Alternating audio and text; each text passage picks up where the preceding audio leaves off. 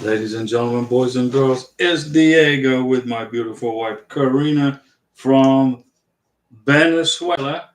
And we dated in Colombia, South America.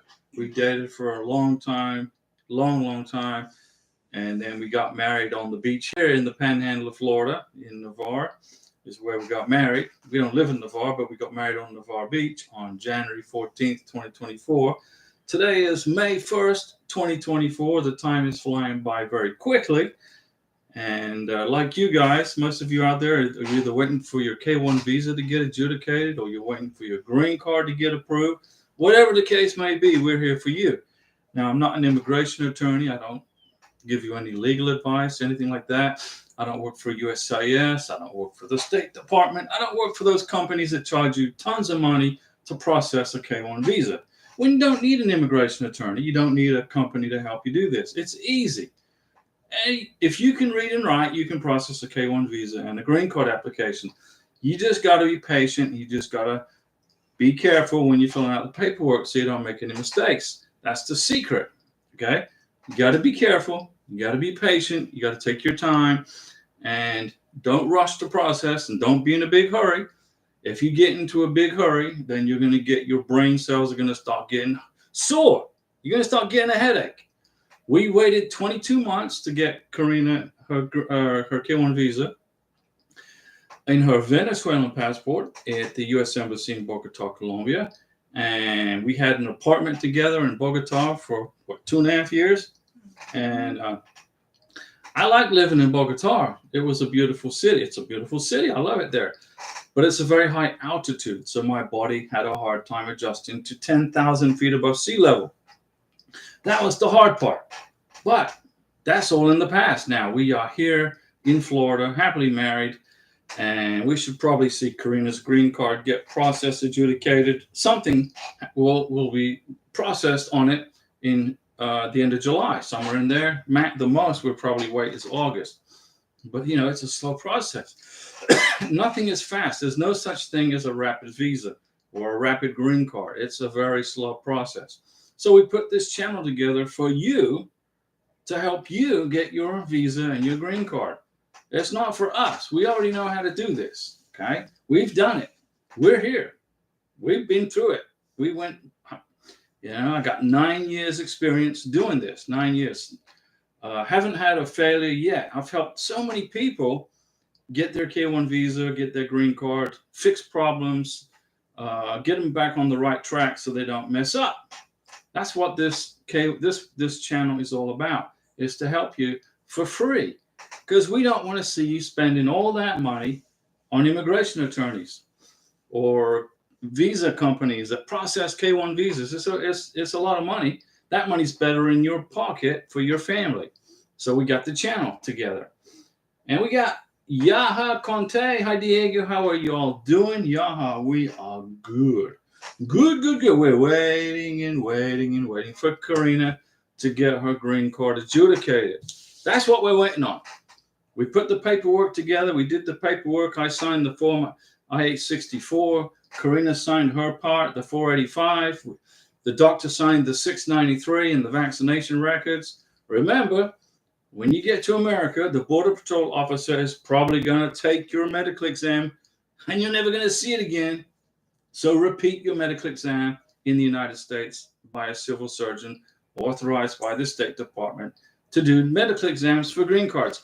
And I will make a video tomorrow, which is going to be May 2nd, 2024, on how to find a civil surgeon in your city. And Ross Lee says, hello, Diego and Karina and Yasir. Yusfi, hello, Diego. What's up? How's everybody? And Ross Lee, Diego, do you have a video on how to prepare the I-864? Yes, I do. If you go, you're on the channel, right? Obviously, you're on this channel. You Google Diego Ross I-864, and boom, there's a video on how to prepare the I-864. Now, the hardest part, the most confusion for people that happens on the I-864 is trying to figure out the family size, okay? Because it's a little confusing the way it's been set up. But remember, when they ask you the questions about family size. Remember, you count yourself once and your family and the K2s once. And then you're going to find that there's a number 1 at the bottom on this i864 for the family size that is automatically generated. Well, you can get some whiteout like this, okay? You get one of them whiteout things, and you kind of white out the 1, and you put the correct family size in there. It's going to be at least 2, okay, the minimum. So Ross Lee, do I have a video on how to prepare the i864? Yes, I do. Just Google Diego Ross on the channel, or if you're on the channel, go up into wherever it says Google and look and put in there 864, and you'll go straight to the video, and it will teach you how to do it for free. Yaha Conte, that's good. I'm waiting as we are on my green card. Yeah, you're gonna get your green card. Remember, immigration's busy. They're busy people. Okay, think about a football stadium with about 60,000 people in it, and they're watching the Super Bowl. All right, that's how many people that these folks have to deal with green cards and K1 visas. Okay, it's a lot of people. And now you got all these people trying to get asylum coming in the country. Okay, if you're qualified for asylum, come on. We're glad to have you. But it's all tying up time. And because of all the asylum seekers that keep heading towards our southern frontier, the visa fees went up on April 1st.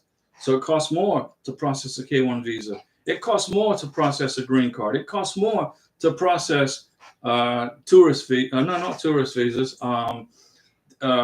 Work visas. It's just crazy. We're paying for the asylum seekers. Okay, they don't have money to pay for visas, so we're paying for it.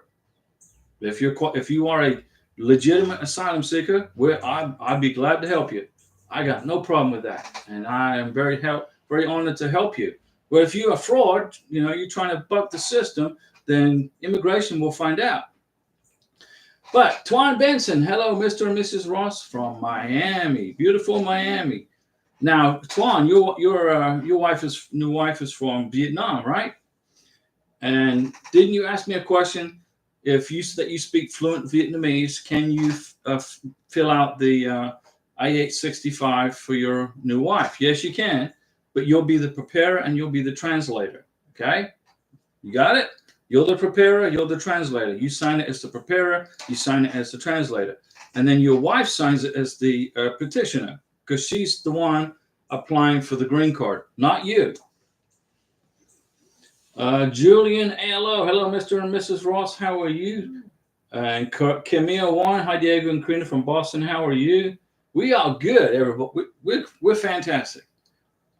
I made a video today. I made a video today on joint sponsors and the forms for joint sponsorship. If you want to watch it, knock yourself out. If you need a joint sponsor.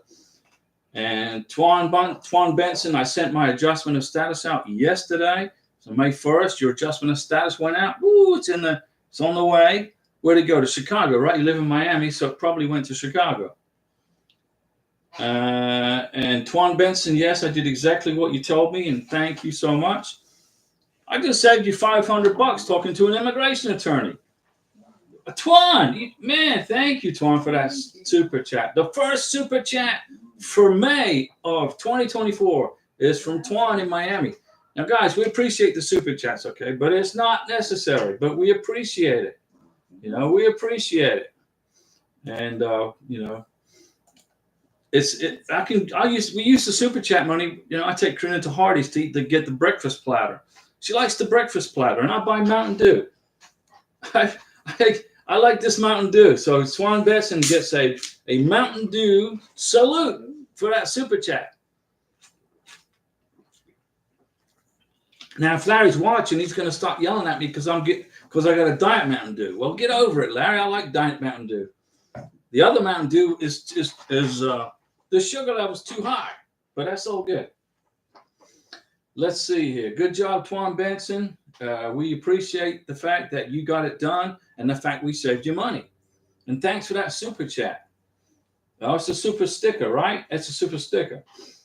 Carlos, hi Diego. Can you discuss I-864 for veterans with VA disability rating of 100%? Permanent Social Security SSDI, not SSI. I know SSDI, it's a qualifying income. Income combined is $6,000 a month. Okay. Well, immigration want to be able to see that on the I-864. You got to be able to prove it. Okay. Well, how do you prove that income is $6,000 a month? Your bank statements. Surely this money is coming into your bank direct deposit from the VA, right? And from the Social Security Administration. It's Social Security. It's coming in direct deposit, right? Now, and you said that it's 100% permanent, so you don't pay tax on that. So I'm going to assume that you don't file a tax return, but you should file a tax return, and you just don't. You just fill it out as zero, right? How do you prove the income? Well, you can get the VA to write a letter and state that this is your income. You can get the Social Security Administration to write a letter and state this is your income. Like back in the 2 years ago, I had the U.S. Navy, it's actually the DOD had sent me a letter of proof of income for my Navy retirement. So I used that, but it's a little harder to get that letter now. They made it more difficult. When I started getting it, and I made a video about how to get it, then the government goes in and makes it more difficult. That's typical, right? They don't like to work. But if you can get a letter from the Social Security Office and from the VA, letters explaining your income, that will help you. That will help you prove the income, plus your bank statements, where the direct deposit goes in. And highlight the bank statements. This is where, so the immigration folks can see it. Okay? If that doesn't work, if the government doesn't like that, if immigration don't like it, then my other suggestion is to get a joint sponsor. Even though your income is way above the requirement for your family, that would be a second alternative. But you got to get those letters from the government telling the immigration what you make, and it's because it's also tax free. I'm sure, right? Bud Garcia, how does my fiance know if she passed her interview? Well, they will tell her at the interview. She goes into the K-1 visa interview, and they will either give her a yellow letter that's a 221G saying you guys missed something, or they'll give her a white letter saying, congratulations, you passed your visa interview, or you'll get both. You could get a white letter saying you passed the visa interview and a yellow letter saying, even though you passed the visa interview, we still need this document. They tell you right after, they'll tell you at the visa, right after the visa interview is over, whether you passed or not. They don't just say that. You just don't go to the visa interview and then they leave you wondering what happened. They tell you in writing. And Twan Benson, thanks. Twan. That's your 10th. That's your 10th super sticker for this channel. Thank you, Twan. Let me see. Francois, good evening, Diego and Karina. Got more Mountain Dew. Yeah, we got some super chats in April. In April, we got some nice super chats. So we went over to Walmart and stocked up on Mountain Dew, but I switched to Diet Mountain Dew. Okay, Diet Mountain Dew. It's like Karina said, you got to go to Diet Mountain Dew. The other stuff's got too much sugar in it. And I said, okay, I'll do whatever you tell me, boss. And here it is. Mountain Dew, and it's cold too. And let me see here. Julian ALO. I'm here now, Diego. Still waiting for the name of the doctor in Iowa at Des Moines. Okay, Julian ALO. I'm going to tell you. I'm going to write the name of the doctor's phone number and how to contact your doctor for a civil surgeon for your repeat of your medical exam in Des Moines, Iowa. I just need to know, where do you live? Okay, do you live in Polk County? What county do you live in? I'm ready for you, Julian. Let me help you with this information because it's very, very important. Now, I'm going to punch in a phone number right here. This phone number right here is to a civil surgeon in Des Moines, Iowa. That is approved by the State Department, okay, to do medical exams for green card applicants. And that's the phone number. Make sure I'm in Urbandale. Okay, so let's see, Urbandale. Well, this is one number. Write that number down. That's one phone number. That's Dr. Carlos Alarcon Schroeder. Okay, write that phone number down. That's one. And you said you live where? In Urbandale. Well, I don't know where Urbandale is, but let's go with this one. You can go to the family clinic in Urbandale.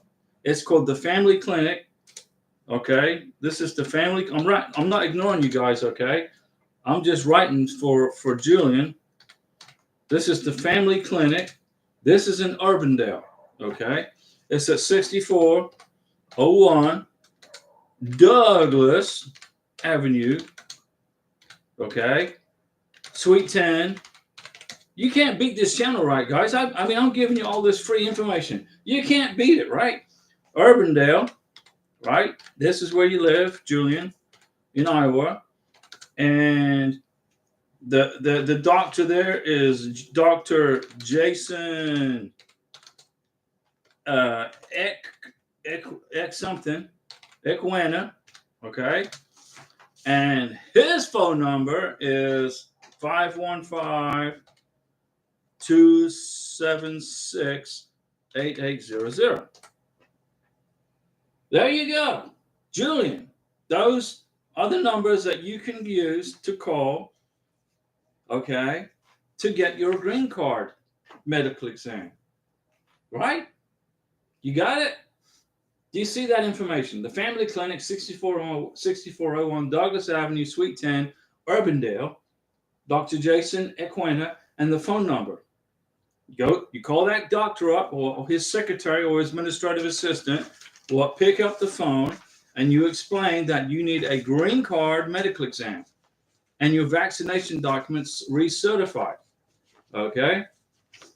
And you got it. Julian got the information. There you go. I told you I was going to help you, right? And I always keep my word. If I say I'm going to do something, I do it. Julian, thank you very much. I received the information.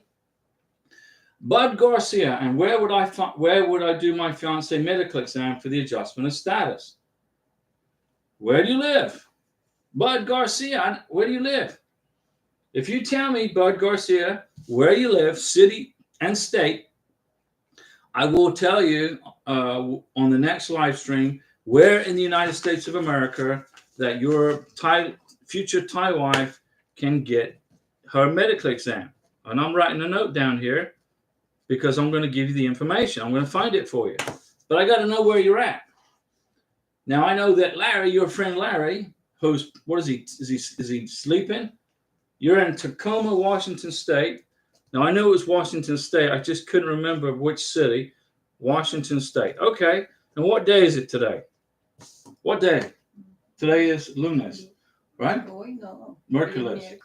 Man, I'm losing track of days. Today's Wednesday. Maybe I'll do another live stream tomorrow in the evening and update Bud on the location for his green card medical exam for his beneficiary in Washington State. Does that sound good? Is that fair? Fair enough? Or maybe I'll just make a video on how to find the information for you guys. Rosalie Diego, is it possible to submit the I-864 directly to USCIS online? No, it's not. You cannot do that. You are applying for a green card, okay? Not a spousal visa. So you got to do it. You got to fill it out. You got to fill it out on the computer, and then you got to sign it, and then you print it, then you sign it. You cannot upload it online. It has to be mailed. It has to be mailed to either Chicago or to Phoenix, Arizona. It depends on where you live. If you live in, we live in the Panhandle of Florida, so we mailed our green card application. Well, Karina, she mailed her green card application to Chicago. If you live in Alabama, you go to Phoenix, Arizona, which is kind of weird, but that's the way immigration works. Okay, Bud, I'll do a live stream. I'll do another live stream tomorrow.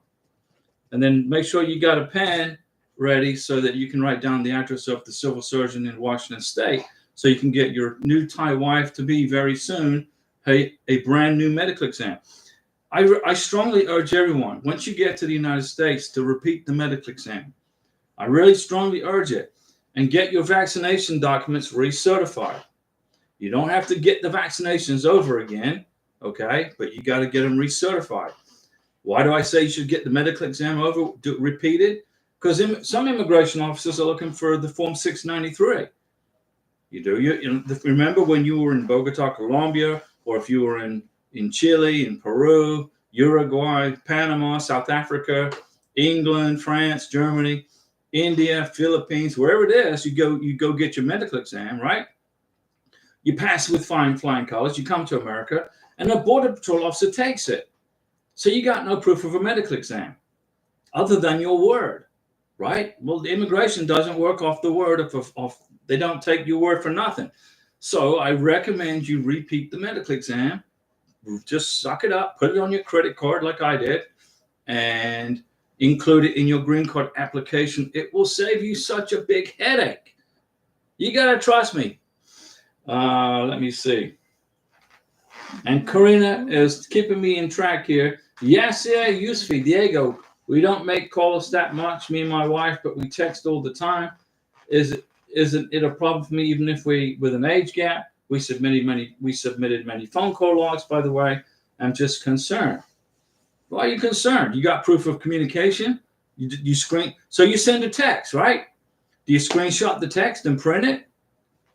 Right? Can you prove communication? Can you prove that you were in constant communication with your prometida? When I was in Florida, Corinne was in Colombia, we were on WhatsApp talking. And at the end of the night, I would print some of the chats. When I submitted Karina's K1 visa package to Louisville, Texas, back in April of 2022, man, it's still past over 2 years ago. I had 1,000 chat messages printed over a 12-month period. So I had I separated each chat by day and month. You know, I had over 1,000. So yeah, and the age gap, we got an age gap between us, but immigration didn't care. They just want to make sure that the relationship is real. As long as you guys are in a real relationship with a strong, solid, developed relationship.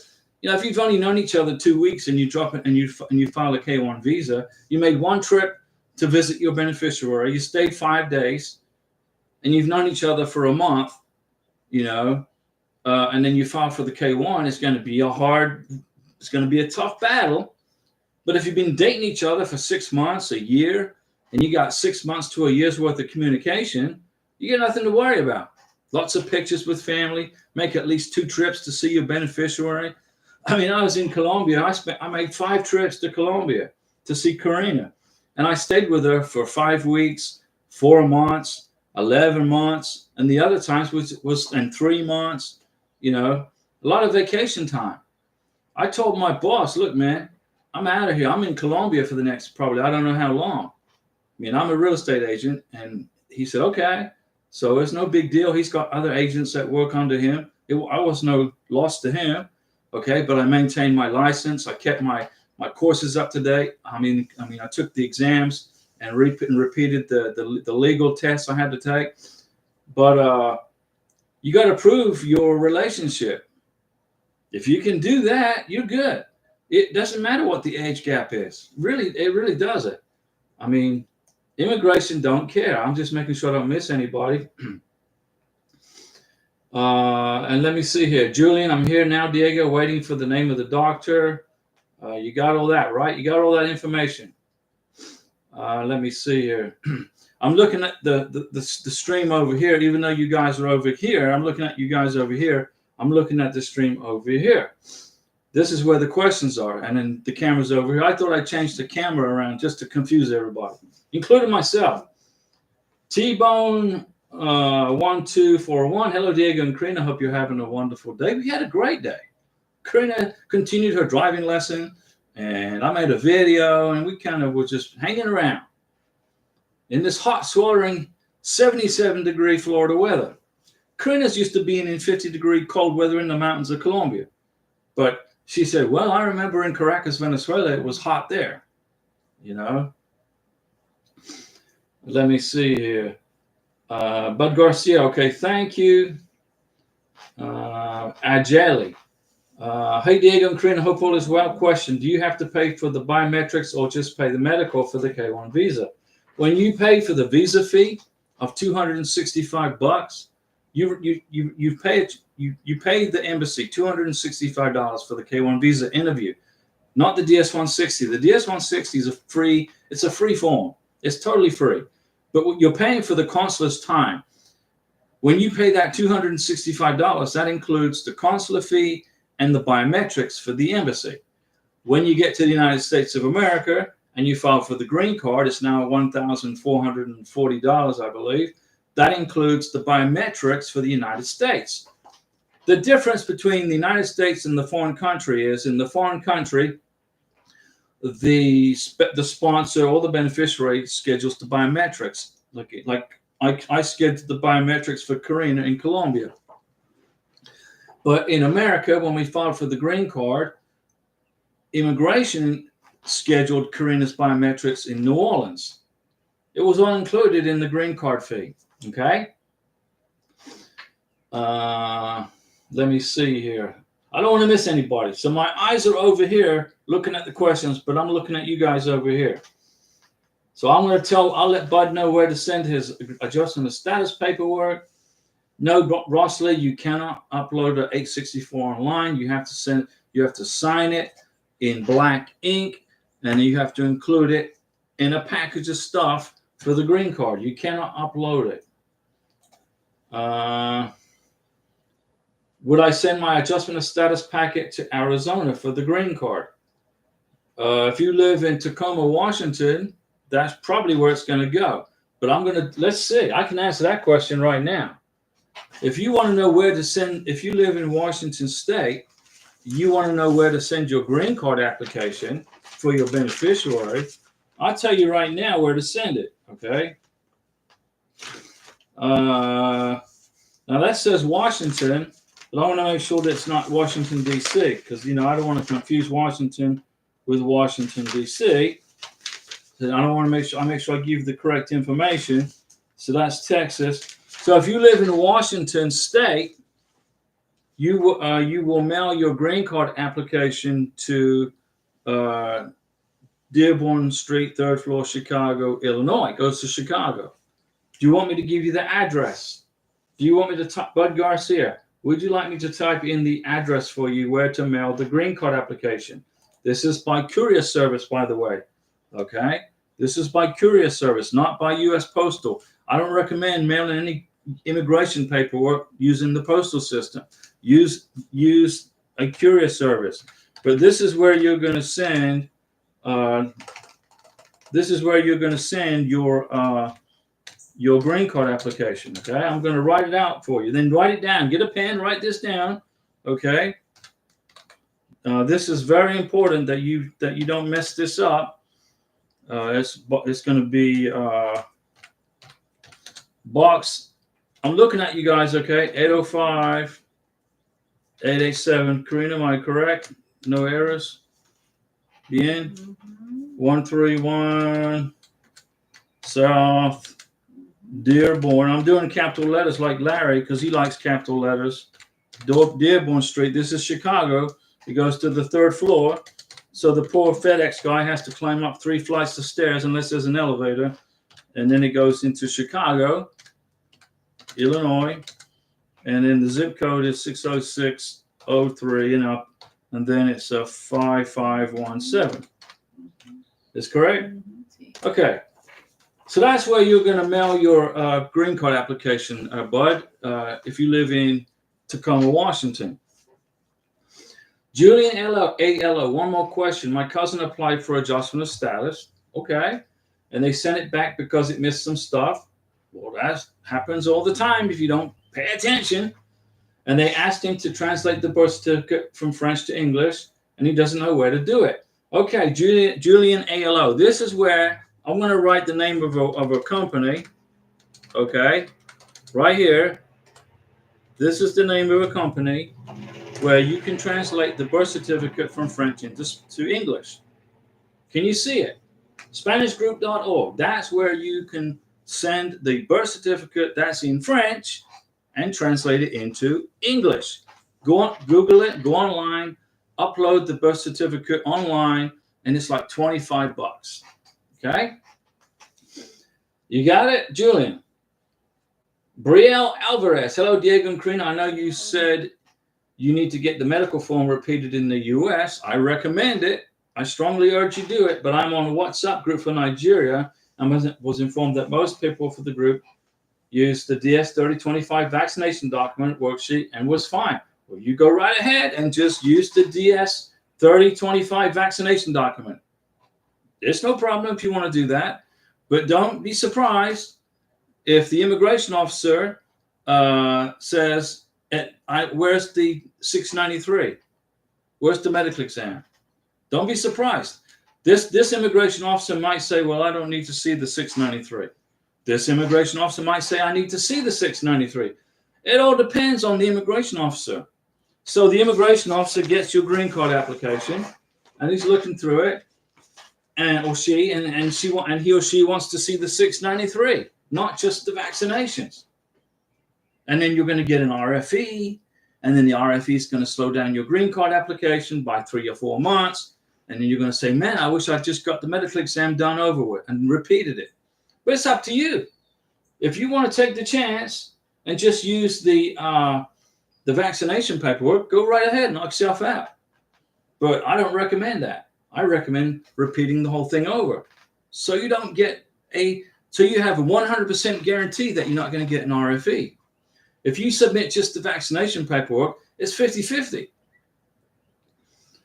That is what they give to the K1 visa applicant for the medical to be used as proof of medical, and it's signed by the doctor. What do you think? I think it's great. It's all good. Use it. But I didn't do that. I completely redid the medical exam and the vaccination certification for Karina. So I get 100% guarantee that I won't get an RFE for Karina on her medical. Joshua Mupenzi. Hi, Diego. Finally, they worked out on our case in 3 months and 3 weeks, but we got a request for additional evidence, RFE. I wonder what more they want. Well, Joshua, hang in there. Don't be scared of an RFE. Don't worry. An RFE just means that they're working your case and they just need something extra. Okay? You didn't get denied. They didn't block anything. They didn't deny you on any. They're asking you for more info so they can approve you. That's all. So you're good. Yasir Yusfi, how many screenshots of conversation I should take with me to the interview? As many as you can. And should I include a I-130 period and an MVC, or after I got accepted at the MVC? Yeah, you're in a spousal visa. You want to bring the I-130 with you. Claire and Madsen vlog. I don't remember if I asked already. I have visitation with my kids 3 to 5 days a week. Oh, that's good.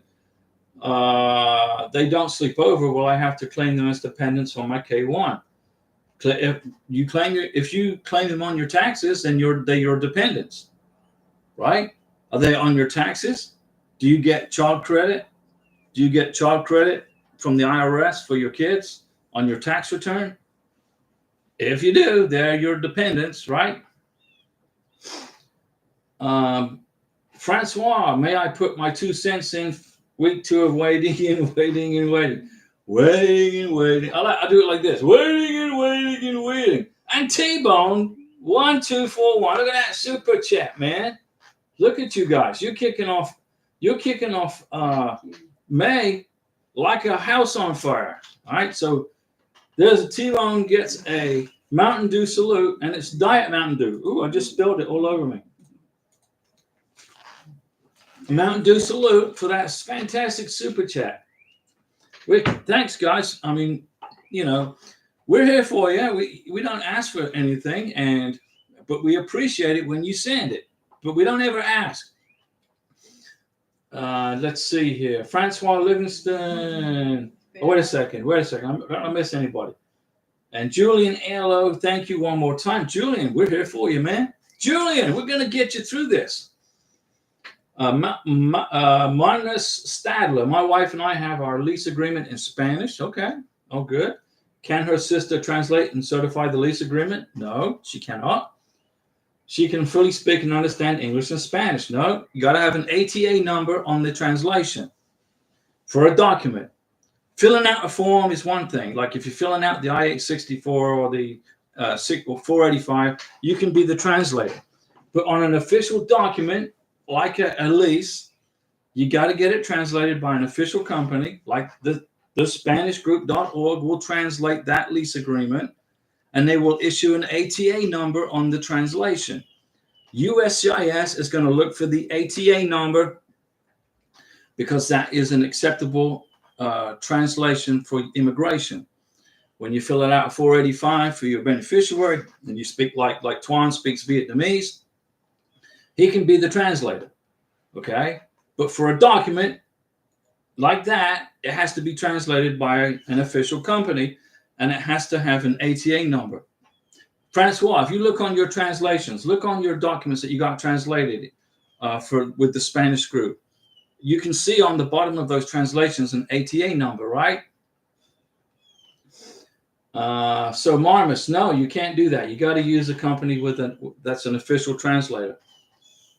Julian Alo, really thank you, Francois. I'll tell them to use the Spanish group, the SpanishGroup.org. It's in California. They got a quick turnaround. Bud Garcia, if my fiance does not have her shot records, is there a way the doctor can find out what ones she has? You can do a titler test.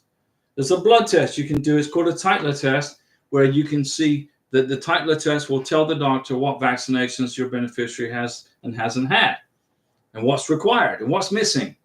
Okay? Brielle Alvarez, thanks so much. No problem, Brielle, no worries. My recommendation, guys, is just pay the money and repeat the medical exam. Don't take the chance that the immigration officer is going to accept just the vaccination records. It's possible, but then again, it's not. It's a 50-50 crapshoot at the Las Vegas. It's like you're in Las Vegas playing cards. It's 50-50. You're going to win or you're going to lose, right? T-Bone 1241. Once the K1 visa interview packet is all prepared with the required documents, proof of relationship, etc., do you have to make copies of all the pages to keep a separate packet for yourself? T-Bone 1241. You're going to make 2 copies of the original package. So you're going to have 3 K1 visa packages. You're going to have the K1 visa package for the lockbox in Louisville, Texas. You're going to have a K1 visa package for you at your house in the United States of America. And you're going to have a K1 visa package for your beneficiary. So she has one, you have one, and immigration has one. 3 copies. It's going to be expensive if you go to Home Depot. Okay? But a K1 visa is not a cheap process. Okay?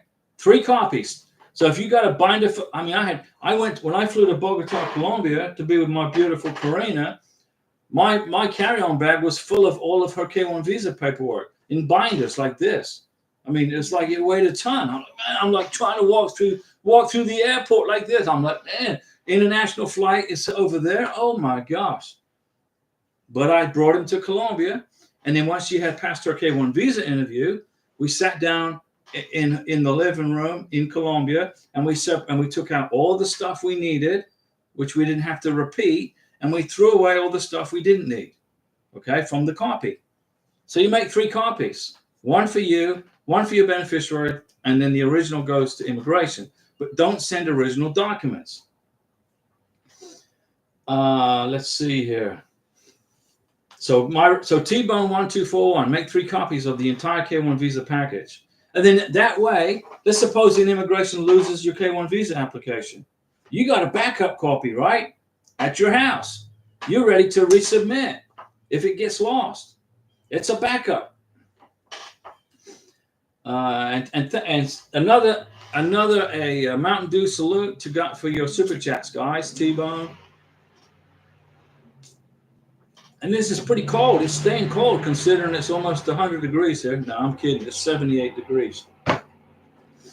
Claire and Matson. I don't claim them at all, but I do get child support. So you got income. So it counts as income. They're not your responsibility, right? You don't claim them on your taxes. You get money for them. You don't send money to somebody else. So then, therefore, you won't claim them on your affidavit of support. They're not part of your household. They're not going to be on the I-134. They're not going to be on the 484. They're not part of your household. But you can count the income. Brielle, how long did it take for Karina to get notified that USAS received the adjustment of status application? It was about, what, 7 days, something like that. 5 to 7 days. It was pretty quick. It was pretty quick. Jose Opelinar Ramirez. Hi, Diego and Karina. Juliana Jose from New York City, New York. What's going on? How's everybody? How's the weather up there in New York? Hopefully it's not too cold. Francois Livingston, I for one appreciate this channel and your support. Francois, we're here for you, Francois. We're going to pull you over the finish line. We're going to drag you over the finish line and get your husband to be in America and get you guys married. All right? And then hopefully he doesn't mind living in upstate New York where it's minus 40 degrees in the wintertime and it's so cold. I mean, I wouldn't leave the house if it was that cold. I couldn't do it. I'd have to stay at home all the time. T-Bone 1241. How many passport photos does the petitioner need to provide for the K1 visa interview? I would say I put two of me and 2 of Karina. I put 2 of her and 2 of me. Okay, they say 1, but I put 2 just in case they lose one. All right, so put 2, and you put the photos in a Ziploc bag, and then you seal the Ziploc bag. And then you can paper clip it to the back of the I-129F. Don't staple it because that creates more work for immigration. Just paper clip it. Paper clip it. They can pull the paper clip off and throw it in the trash, just like that. Okay? We can't see Karina. I'm going to change the camera a little bit. There we go. Now we can see Karina. Isn't that better? Man, there you go. Francois appreciates the support. Francois, we're going to get you through this. We're going to get you through this. Marma Stadler, thank you. No problem. Francois, yes, and they certified stamped on the documents. You get one electronically and original in the mail. That's correct. I have paid extra to get documents in 2 days, worth every penny. And on those documents, on those translations, it says ATA on the documents. That's the most important part, besides the translation, is the ATA certification. Marma Stadler, do you maybe know how long the I-130 for the spouse of a U.S. citizen is taking? It's like 12 to 14 months. Let me see here. I know this isn't the K1 question. No, this is okay. I can help you with a spousal visa, a green card, or a K1, or a tourist visa. But there aren't any good channels for spousal visas as this channel. Yeah, if you're in a spousal visa, it's going to take 12 to 14 months. With a spousal visa, you just got to go through. It's a pain in the tush because you got to upload documents to the MVC. That's why I don't like the spousal visa. And then let me give Francois a Mountain Dew salute for that super chat. Mountain Dew salute. Thank you for everything, Francois. We're here for you. Okay. Karina says I got to do this. There you go. There's a fantastic Mountain Dew salute to Francois. Francois Livingston, soon to be married to her prometido. Let me see here. So the I-130, you got to bring a copy of it to the visa interview at the embassy, okay? With a spousal visa, you got to upload documents to the National Visa Center. The National Visa Center, once they documentarily qualify you, that's when you're going to get them to schedule the visa interview for you. The MVC does all the work. And Francois gets a second Mountain Dew salute for another super chat. Man, Francois, I tell you, I love Mountain Dew, and every time I get a super chat, I get an opportunity to take a swig. Thank you, Francois. We appreciate it. That's 2, man. Francois. Hang in there, guys. It's a super sticker. Oh, Karina's right. Yeah, super sticker. And Karina said it's a super sticker, not a super chat. Okay. Karina knows what's going on. So, yeah, it's going to take 12 to 14 months. And then the NVC will documentarily qualify you for the spousal visa. The NVC will schedule the visa interview. They will email you and tell you the visa interview has been scheduled. Then you contact your wife and tell her to get a medical exam ready and get ready for the visa interview and bring all of the supporting documents to the visa interview. then she'll get her green card pretty quick. Okay, it's a little quicker of a process, but it's a lot more stressful, in my opinion. For me, the K1's the way to go. I'd rather Karina be waiting for her green card here hanging out than she's waiting in Colombia for it. Nika Siete. Hi, Diego. Now that my wife has her green card, that's a Mountain Dew salute. You got the green card. She wants to go back and visit her family. Why? She just got here. Is it okay? Should she wait? Wait, no, don't do that. Not good. How long can she be out of the country? Don't even leave America. Don't do it. She might have a hard time getting back in the United States. Even though she's got a 2-year probationary green card, they're going to look at the issue date. The Border Patrol is going to look at the issue date, and they're going to say, hey, you just got here and you left already? Do you have documentation to show that she's on your tax return? Does she have a driver's license? Is she on the electric bill? Is she on the water bill? Does she have any strong evidence that she has absolute, besides the green card? Don't leave America. Don't do it. Wait at least a year. The Border Patrol is going to look at the issue date on her green card. You just got this. They'll give her a hard time coming back in. They will. Just my opinion. I mean, you can travel on a green card, 2-year green card, 10-year. You can travel on a 2-year green card, but the Border Patrol look at the issue date and they look at how long you've been in America. Be careful. And T-Bone 1241, another fantastic. That's a super chat. Thank you, T-Bone 1241. Anything for me to get a swig of Mountain Dew. Thank you. You get a Mountain Dew salute. And Larry, if you're watching, it's Diet Mountain Dew, okay, brother? Karina made me switch to diet, and that's all good. Karina is telling me I gotta do some paging down here. So Nika Siete. Can your wife travel on her green card? Yes. Has she just received her green card? Yes. Do I recommend she leave America with a brand new issued green card? No. Wait for a year, at least a year, so the Border Patrol don't give her a hard time coming back. The Border Patrol officer is going to say, are you using your green card as a visa to travel back and forth between your country and America? Or did you relocate to the United States to live in America? Why are you in America? Well, I got married to an American. Okay, so you live in America. Why are you going back to your home country so soon? They ask those questions. Okay? Listen to me, man. I'm trying to help you. I'm not trying to tell you what to do. You do as you please. But I'm trying to save you from a headache. I'm telling you, the Border Patrol officer might say, well, I think you just using this green card as a visa to travel back and forth to your home country. I ain't going to let you back in America unless you can prove otherwise. Do you have your last tax return with her name on it? Do you have her driver's license? Do you have her name on the lease to your apartment? She's going to need to travel with all that information if she's going to leave America this soon, so that she can prove her commitment to you in America. And that's just all I can say. How long can she be out of the country for? 179 days.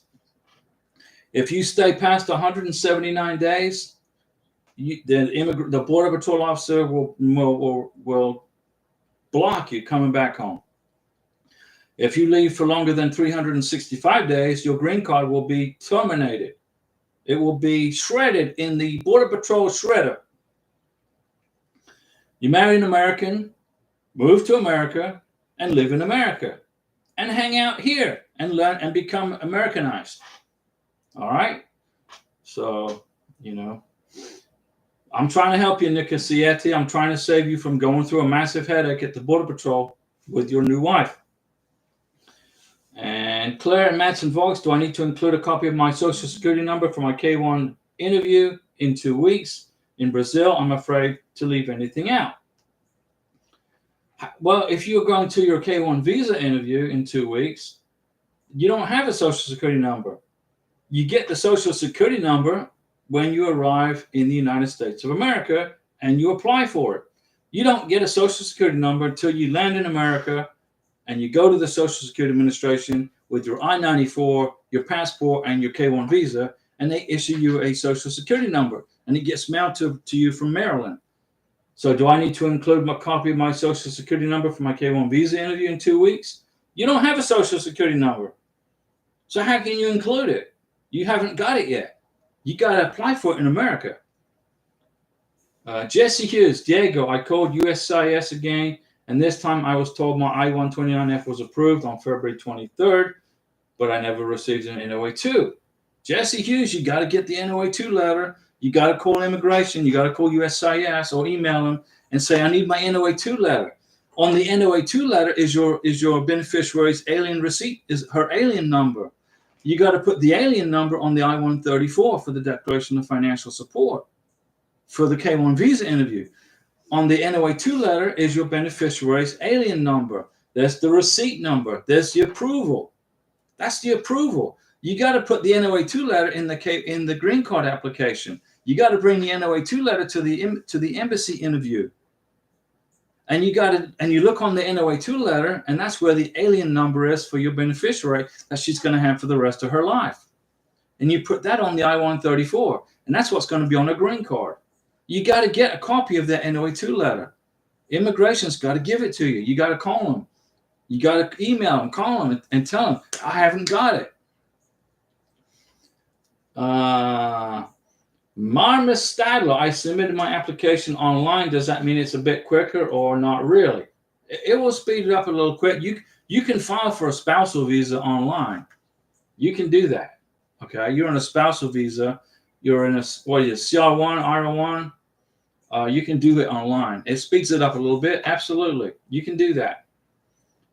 Fakira, hi Diego and Karina. Thank you so much for your support. No worries.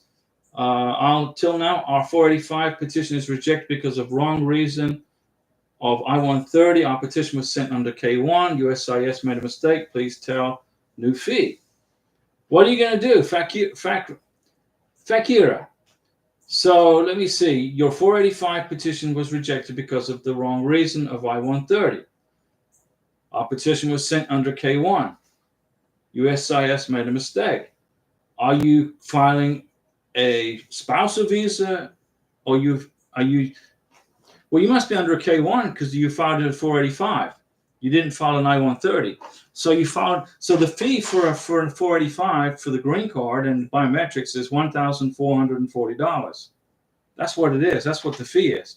$1,440. So you got to resubmit it. Is that what you're telling me? So USCIS made the mistake, and they're telling you to resubmit your green card application. It's $1,440, and you got to make the check out to U.S. Department of Homeland Security. Do not put it on your credit card. Banks all over the place are rejecting and blocking the transaction from USCIS. When you pay for your green card, ladies and gentlemen, boys and girls, use a check, not your credit card. Trust me on this, please. And T-Bone 1241, thanks again, guys, for that super chat. You said you appreciate all the information. It's, I can write the book on green cards. I can write the book on how to file a K-1 visa. I can do it in my sleep. I could write it in my sleep. I mean, I've been through it so many, I've got 9 years of doing this. 9 years is a long time, guys, doing this with immigration. So I'm sharing the info with you guys so you don't have to pay an immigration attorney thousands and thousands of dollars for something that you can do yourself for free. Okay? And you can do it. You can do it. Francois, one super chat and one super sticker. Yeah, there you go. Karina, that's what Karina said. Listen to Karina and Diego. She is one smart lady. Karina's got a degree in tax accounting, okay? She's a tax accountant. And look right here, guy. Karina, look right here. I want to page down. Look at that. Look at that. That's a super sticker, I think. Jose Apolina Ramirez. Is that correct? Did I say it right? Have dinner on us. That's a dinner on us Mountain Dew salute. We most definitely will do that. Most definitely. I mean, Karina, we like to go out, and I take her to eat out, and we go to the Hardee's, and we get the Hardee's big breakfast, and we do the Mountain Dews and everything. And, you know, thanks to you guys. You guys make it happen. And we give you all this info so you don't stress this visa process. I don't want you to stress it, guys. And Francois, you're right. She's very smart. Karina knows. I mean, she's fixed so much stuff around the house. I mean, stuff that was, you know, like she even fixed the drawer here. She's like a mechanic and everything. This thing was broken for like 5 years, and she fixed it. I'm like, how'd you do that? I mean, she's amazing.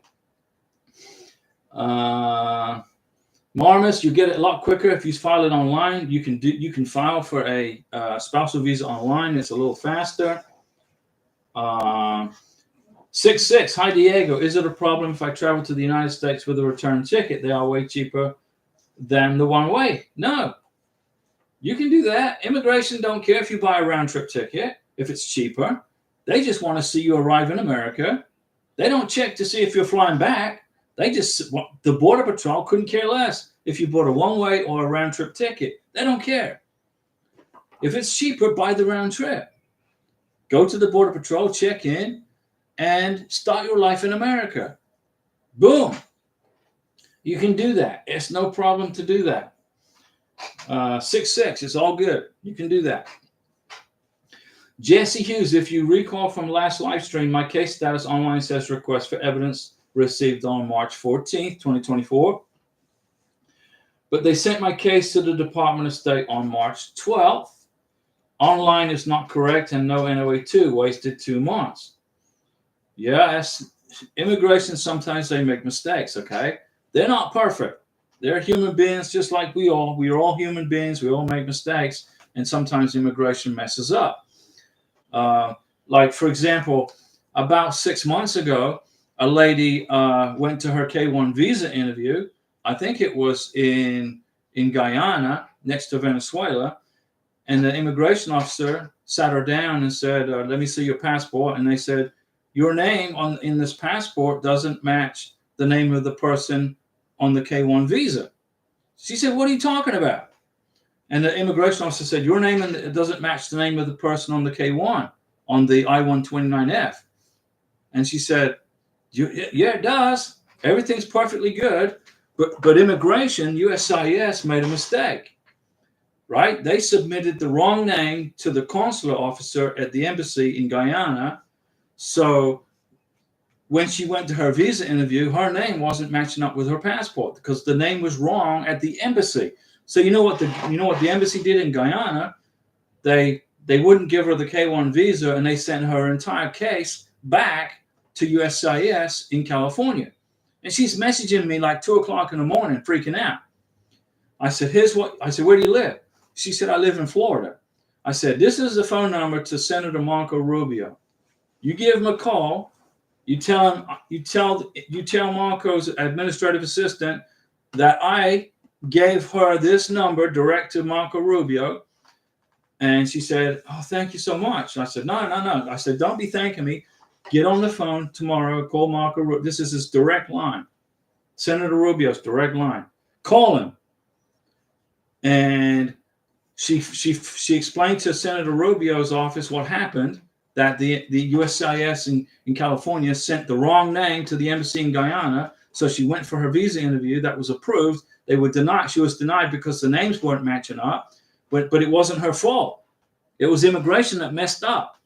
Within 2 weeks after she talked to Senator Rubio's office on the number I gave her, the embassy in Guyana was bending over backwards, apologizing to her so much. I thought they were going to give her super chats. And they issued her K-1 visa, and she got to America, and now they're happily married in Florida. Immigration makes mistakes, okay? But in this case, it was a denial because of her names weren't matching up. But she said, I didn't do anything wrong. And she didn't. She was perfectly legal. Immigration messed up. And I fixed it. Kind of. I gave her the path. I gave her the road to travel to get it fixed. And that's what I do. I fix stuff. Let me see here. Claire and Madsen vlogs. I'm the American. My fiance is Brazilian. Right, she's in Brazil. Right, in Rio de Janeiro is where your visa interview is going to be. Right, that's where it's going to be. Priyanka, Nikasietti, when did you apply for adjustment of status? That's a good question. And Claire and Madsen vlog. I'm my fiance sponsor. Okay, very good. Now let's see here. And Jose, thank you for that super chat, super dinner. Karina's like, well, she's already planning dinner now, where she wants to go eat, which is good because we like to eat. Let me see. Francois Livingston, too much hard work. The expenses and the waiting. I wouldn't jeopardize all that for a vacation anywhere outside the United States before it's safe to travel. Don't leave the United States on a brand new green card. The Border Patrol officer is going to think you're using the green card as a travel visa, not as a permanent residency. Okay? Get to America. Live in America. Don't travel until you get at least your 10-year green card. Immigration will look at the issue date on the 10-year green card, and they won't give you a hard time if you go on vacation. You've been in America for 3 years, 4 years. You should be a citizen by then anyway. After 4 years, 3 or 4 years, you should be an American citizen. Let me see. Yasir, I should bring screenshots of everything submitted or just screenshots after the MVC period. Just after the MVC period, because now what you're doing is you're updating the time. You're updating the timeline of your communication with your beneficiary. Jesse Hughes, I did call and they said, responded with, I have to fill out a request for a duplicate NOA2 and pay a fee. Whatever it takes. Go ahead and fill it out and pay the fee. You need that NOA2 letter. Without the NOA2 letter, you're not going to get the K1 visa interview or the green card. Nikasietti. Thanks, Diego. I appreciate the honest feedback. I want to make sure that we don't run into any re-entry problems. Don't leave on a 2-year green card. Don't leave America. That's just been issued. If the green card is still hot off the press and you leave the country, the Border Patrol are going to give her a hard time. They're going to give her a hard time. So we will make sure to check off the list you just gave us: tax returns, license, etc. Don't. You gotta be on the tax return. You gotta bring all these documents with you to show you guys are, that she's in America living permanently. But my advice is don't leave the country. Stay in America until you get the 10-year green card. 2 years goes by like that. It's a quick turnaround. I want to travel with Karina. I want to go back to Colombia and visit places. I want to go see family in Venezuela if I can ever go there. We got elections in July in Venezuela. Hopefully that communist dictator is no longer president, and then I can go to Venezuela with Karina. We want to go to England. We want to go and visit India and the Philippines. We want to go to Cebu. We want to go out and visit places, but not until she becomes an American citizen and she has a U.S. passport in her hand. Probably the most powerful passport in the world. Because when we leave America and go on vacation to England to go get fish and chips in London, I don't want to be sweating and scared that the Border Patrol officer is going to deny her re-entry on her 2-year green card. All right? Or on a 10-year green card even. I mean, it depends on the mood of the immigration officer. She's going to have Karina will have a U.S. passport in her hand. When we come back to America, the immigration officer is going to take her passport and say, welcome back home. And that's it. There's no stress. It's just patience and waiting. Okay? Let's see here. Renika Kendo, we love Karina. We all love Karina, right? Karina's just chilling. She's chilling. She's cool as a cucumber. Nothing bothers her. I mean, this whole immigration process, from the NOA1 letter to the NOA2 letter, that was 418 days, I think, right in there. And then from the NOA2 letter to the visa interview, that was from May 30th until November 16th of 2023. And then She got approved, but they told her we got an Interpol police certificate. We got to have the Interpol police certificate. We're like, I'm like, what the heck? Well, Karina got it in 3 weeks. She was at the Interpol Police Department in Bogota every freaking day, just about calling them. Where's my letter? Where's my email? Where's my Interpol Police certificate? And the colonel that runs Interpol, the guy that runs the whole Interpol for Colombia, he ended up talking to her on the phone. I was right next to her, and the colonel that runs Interpol for Colombia, he said, "Let me talk to Karina. She's in there every day. Why is she in there every day?" And he said, "Hey, Karina, what's going on? I need my Interpol police certificate. I need it by today. My passport is in the embassy in Bogota. I can't leave Colombia because you guys that won't give me a freaking Interpol police certificate. It shouldn't take 3 weeks." And the colonel that runs Interpol for Colombia said to Karina, "I'll get it to you today, by tonight." We got home at 5:30 in the evening time. We had dinner. And then Karina said, "Hey, I got an email." I said, "Okay, what does it say?" "It's from Interpol. It's my Interpol police certificate." I said, "Flip it to me." So she sent it to me on my email. She sent it from her phone to my phone. I uploaded it and sent it to the U.S. Embassy in Bogota. And the next day, her K-1 visa was in issued status. And we went and picked it up. You know, this whole K-1 visa process is stressful, guys. It's not easy. We know that. We've been through the mountains. We've climbed the mountains, and we've waded through the mud puddles with you guys. And Nika Siete, if your wife has got to leave America on her brand new, recently printed green card, you make sure you carry all those documents with you that show that she is embedded in the United States of America as a legal permanent resident. All right? Make sure you do that. And Jose, that was your, thank you for that dinner super chat, Jose. Jesse Hughes, does petitioner or beneficiary receive the NOA2? The petitioner gets the NOA2 letter in the mail. The NOA2 letter came right here to the address here in Florida. I checked the mail, and there it was. Nick Cassietti. Look at that super sticker. Woo, okay. Nick Cassietti, you're getting a Mountain Dew salute for that super sticker. I like that. Woo. That's pretty cool right there. But Nick Cassietti, if your wife leaves America, you make sure she's got so much documentation with her that she can prove that she is embedded like a Georgia tick in the United States. Tax returns, gas bills, electric bills. Make sure she's on the title to your car. You're both on the title to the car. Bring the title to the car with you, with your name on it and her name on it. That's very important stuff. So if the Border Patrol give her a hard time, she can say, "Hey, wait a second. I'm on the title to the car. Here's my tax return.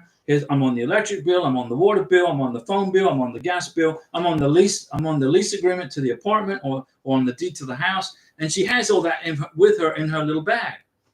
The Border Patrol officer will look through it and will make it and say, okay, you're good. Okay. So it was a medical emergency, right? Come on, welcome back home. But you got to prove it. Let me see here. April Flower. Hi, Diego. Does my fiance need the NOA1 and NOA2 welcome letter for the interview and welcome letter?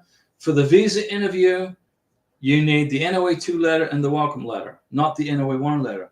The NOA1 letter is just a receipt number saying, "Hey, Louisville, Texas, got your stuff. You didn't mess up the check. You filled out the paperwork properly. You signed the I-129F. You don't need the NOA1 letter. But you need the NOA2 letter and the welcome letter." Let me see here. Jesse Hughes, the petitioner, receives the NOA2 letter. Nika Siete is talking to Priyanka.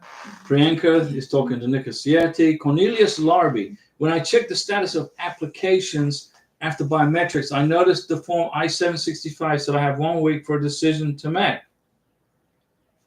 Decision for what? What do you mean make a decision? Now I'm looking at you guys here, but the information's over here on the computer. I need Notice the form I-765 said I have 1 week. What they're telling you is you need to go to your biometrics appointment. And that's the day you got to be there, and that's the time, and that's the location. Okay? That's what you got to do. You got to make the biometrics appointment. Don't miss it. Claire and Madsen vlog. So I need to include my social security number when I attend the interview with my fiance in Brazil. They gave us the option to have it together. Your social security number should be on the I-129F. When you filled out the I-129F as a sponsor, you put your social security number on the I-129F. You don't need to bring it to the visa interview. I mean, you don't. Immigration has it already. April Flower, I answered. Hopefully you understood what I said there. You need the NOA 2 letter and the welcome letter, not the NOA 1 letter. Is irrelevant. Jay Baxter, hello Diego and Karina. I'm a bit late. I missed the notification, but I'm here. Jay Baxter, come on, welcome aboard. We'll keep talking. Nick Sieti's talking to Priyanka. Jesse Hughes, okay. I thought so. I have informed delivery. I'm thinking USCIS did not send NOA 2 because USPS never showed me anything from USCIS side for the RFE. Yeah, I have informed delivery too. I mean, I get an email from the post, when the Postal Service delivered Karina's NOA 2 letter to the house here back in May of last year, it was a year ago. I got an email from the post office saying, and it showed a picture of the letter from USCIS. So I knew that today, back in May of 2023, I was going to get her NOA 2 letter. I already knew it was in my informed delivery. And Priyanka's thanking Nick Siete. And April Flower, does he need the originals? No, just the copies. Just photocopies of the NOA 2 letter. A photocopy of the welcome letter is all good. Francois Livingston, does USCIS notify the petitioner of the impending NOA 2 online, like they do when they notified me of the RFE online? First, then I get the RFE letter in the mail. Yes, they do. They'll send you. If you check your case status online, you're going to see your NOA 2 letter. It will say your visa's been approved.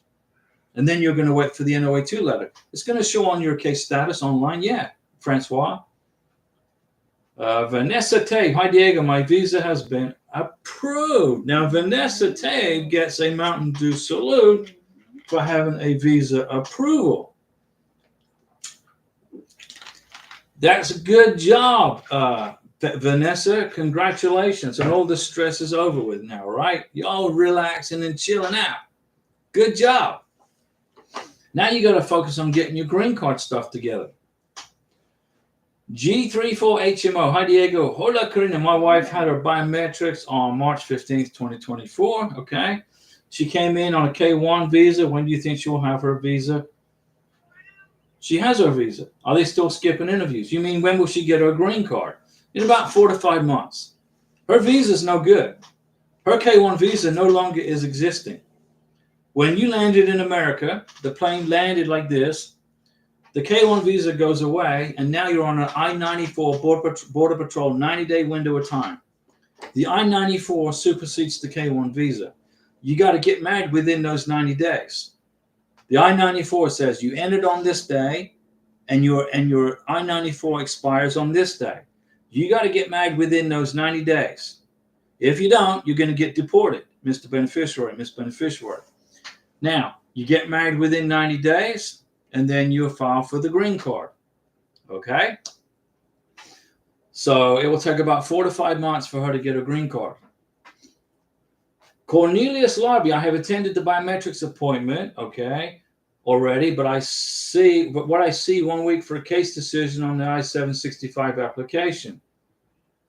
The biometrics is for the green card. You're going to get now what you just disregard that. What you're going to wait for now is your green card. You filed for the green card, right?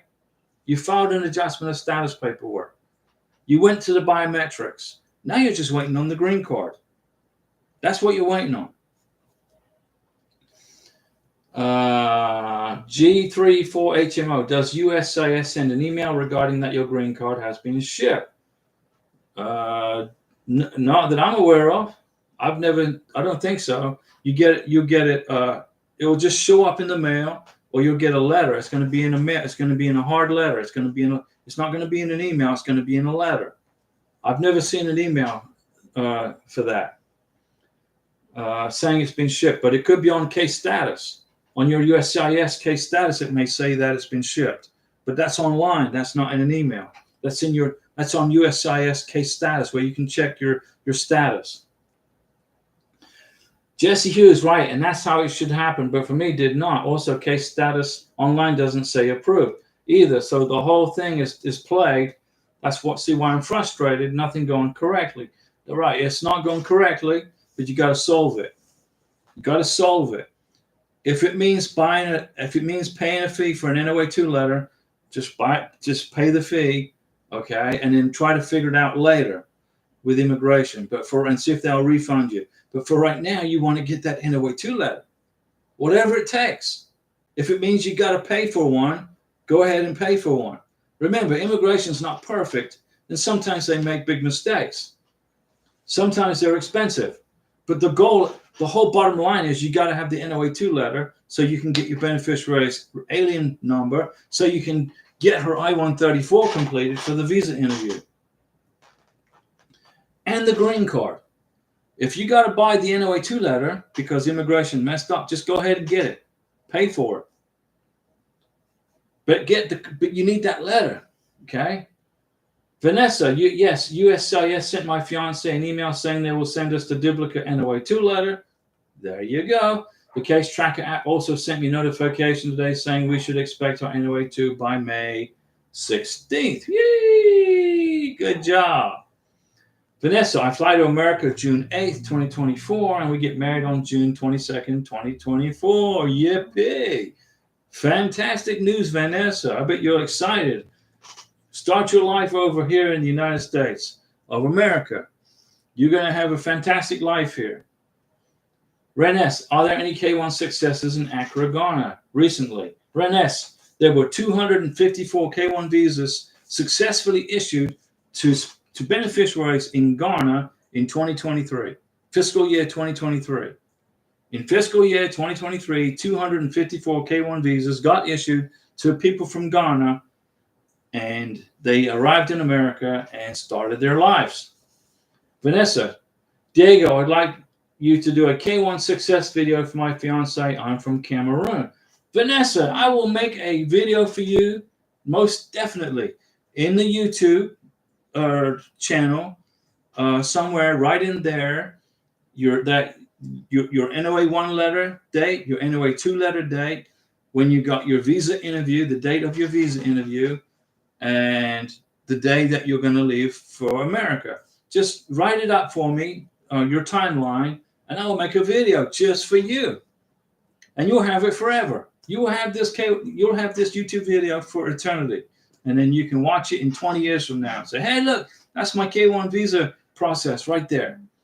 Definitely, I will make that video for you. And I've been talking, an hour and 17 minutes. Do you want me to keep talking, or do you guys want to go do something else? Do you want to go hang out and do something else, or do you want to keep chatting? And I hear Tokyo. We got a cat, Tokyo, is from Colombia. Karina saved him from the streets of Bogota. And now he's growing up as a happy kitty cat here in Florida. He's made new friends. He's got new friends, and he goes to hang out with them in the evening time. And then Karina gets all stressed out because she's trying to find the cat. Where's Tokyo? He's in the yard playing with his friends. He's made new friends. Vanessa, I will, thanks. Yeah, Vanessa, send me that info, your timeline, and the country. Remind me of the country, NOA1 date, NOA2 date, when you had your visa interview, and all that. Whatever you want me to include in the video, and I will make you a YouTube video just for you for your process. Okay? Jesse Hughes, I thoroughly understand. I need the NOA2. I get it. However, the petition has a 4-month window. Does it not? The petition has a 4-month window, but disregard that. As long as you're maintaining contact with immigration, that 4-month window of time is irrelevant. Karina's NOA2 letter expired in September of 2023. Her NOA2 letter expired September I don't know, 15th, I think it was, 2023. Her K1 visa interview was November 16th, 2023. Her NOA-2 letter had already been expired 2 months by the time we got to her K1 visa interview. But the immigration officer will extend the NOA-2 letter to the date of the visa interview as long as you maintain communication with the embassy. I made a video about it. I made a video about the NOA-2 letter expiration date. If you want to watch it, I would recommend you watch it, so it will help you calm your nerves on the NOA-2 expiration date. It says 4 months, but it's irrelevant as long as you maintain contact with the embassy and you're in immigration processing. Karina's NOA-2 letter expired in September. Her K1 visa interview was in November. She went to her K1 visa interview with an expired NOA-2 letter, but it didn't matter because I had already scheduled the interview. You want to let Tokyo in, Mule? This cat's going to keep crying like a little baby till Karina lets him in. There he is. He just entered. He wants to join us on the live stream. So, Jesse, get the NOA-2 letter. Don't worry about the expiration date on it because you are still in an immigration process. It's going to be extended automatically. Priyanka, hi Diego and Hola Karina. During my K1 visa interview, my case officer didn't ask for the I-134 in Sweden. That's okay. Not in my case does it affect my adjustment of status. No. Some embassy officers forget to ask for the I-134. They forget. Like Denise Jefferson, our friend in Utah, her now husband, he went to his K1 visa interview in Nigeria, and they didn't ask for his I-134. And then a few days later, they were looking for it, and they contacted him in Nigeria and said, hey, you need to bring your I-134 to the embassy. We didn't get it. We don't have it. So they forgot to ask for it. But Priyanka, you're already in America, right? You're already married. So the I-134 is no longer relevant to you. What's relevant to you is the I-864, the affidavit of support. So the I-134 is irrelevant. So don't even worry about it. It's history. It goes away when you get to America. Now you're on adjustment of status. You're good, Priyanka. You are good. Ren S. In a few more hours, my fiance will have his K1 visa interview. I'm scared. Don't be scared. El Señor es miedo para citar en embajada. Don't be scared. He's got this. You're good. I'm full of evidence, but I'm just scared of the embassy. The embassy, as long as you got the evidence, okay, and he goes in there confident, everything's good. You didn't sleep all night. You got to sleep, Ren. He's going to get his K1. Jesse, okay, we'll look for this video. Yeah, I made the video. Like Diego Ross, Google NOA-2 letter expiration. I think that's what it's under there, something like that. Expiration date, NOA-2 letter. And you don't have to watch the whole video. Just watch the part of it that pertains to you so you understand the process. Jay Baxter, have a good meal and relax, Ren. They will do amazingly and come be with you soon. That's correct. That's 100% right. Ren S., it was so hard just to get an interview. Ren S., I made some phone calls for you. I was calling and emailing the embassy for you, and I was calling people in D.C., and now you got the interview, right? Tokyo agrees. Okay. He just said, yeah, Ren S., you're good. Jay Baxter, I appreciate your good words and pray those words come true. And Jay Baxter says, you guys have got this. I agree, 100%. And Ren S., I can be the next success story for Accra, Ghana. I'll make a video for you if you want, Ren S. In Texas. Yeah, Ren S. is in Texas, the big state, the second largest state in the union. Briella Alvarez. My fiance is not from Ghana, but it's next door to Nigeria. And he said the interview was very easy. Just make sure your fiance knows everything that was submitted on your I-129F. That's true. That's true. Priyanka, thank you, Diego and Karina and Tokyo. Have a nice day. Tokyo's right here. You want to see Tokyo? Look, this is Tokyo. He's our Colombian cat. Karina saved him from Colombia. He's Colombian. He speaks Spanish. See, habla inglés? No, he don't even speak English. He doesn't understand a word I'm saying. But he knows what Karina's saying because Karina, she tells him what to do and he does it. He don't listen to me. Karina controls the cat. Brielle, they pull most of the questions from as they confirm the answers. That's correct. They typically don't ask you something they can't confirm. That's correct. As the petitioner is not allowed to be present in Nigeria or Ghana. The embassy. Renes, do you mean the basic information that was submitted on the I-129F, such as my date of birth, address, and kid's name? That's correct. Renes, you've got this. All right, guys. I've been talking almost an hour and a half now. Today's Wednesday. We'll be back. I'll do a live stream. I'm going to do a live stream tomorrow. I think I'll do another live stream tomorrow. We got a lot of questions to fit. Bud was asking me questions and everything. I'll do another live stream tomorrow for for an hour or so, 30 minutes. And we will be back tomorrow if you can stand the wait. And thanks for everybody for the super chats. We appreciate it. And the super dinner. I'm taking Karina to eat. See you guys tomorrow.